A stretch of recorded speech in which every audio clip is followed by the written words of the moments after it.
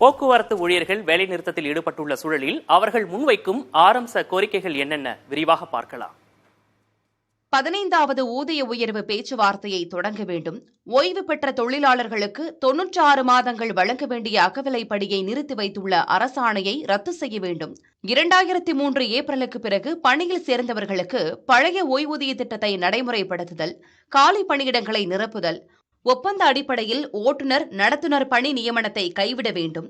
போக்குவரத்து துறையில் வரவு மற்றும் செலவுக்கு இடையேயான வித்தியாச தொகையை பட்ஜெட்டில் ஒதுக்க வேண்டும் ஆகிய 6 அம்ச கோரிக்கைகளை போக்குவரத்து தொழிற்சங்கங்கள் முன்வைத்துள்ளன. இது தொடர்பாக கடந்த மாதம் 27ஆம் தேதி, ஜனவரி 3 மற்றும் 8ஆம் தேதிகளில் போக்குவரத்து இணை ஆணையருடன் நடைபெற்ற 3 கட்ட பேச்சுவார்த்தை தோல்வியடைந்தது. பின்னர் அமைச்சர் சிவசங்கருடன் நடைபெற்ற பேச்சுவார்த்தையிலும் சுமூக தீர்வு எட்டப்படவில்லை. இதையடுத்து போக்குவரத்து தொழிற்சங்கங்கள் வேலை நிறுத்தத்தில் ஈடுபட்டுள்ளன. இதில் சிஐடியு, ஏஐடியுசி, HMS உள்ளிட்ட 15 தொழிற்சங்க கூட்டமைப்புகள் பங்கேற்றுள்ளன. திமுகவின் தோமுச, INTUC ஆகிய தொழிற்சங்கங்கள் போராட்டத்தில் பங்கேற்கவில்லை.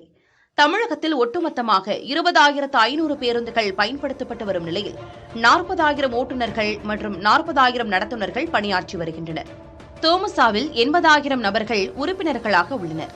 வேலைநிறுத்தம் செய்துள்ள சிஐடியு, ஏஐடியுசி, HMS உள்ளிட்ட கூட்டமைப்பில் 40,000 நபர்கள் உறுப்பினர்களாக இருக்கின்றனர்.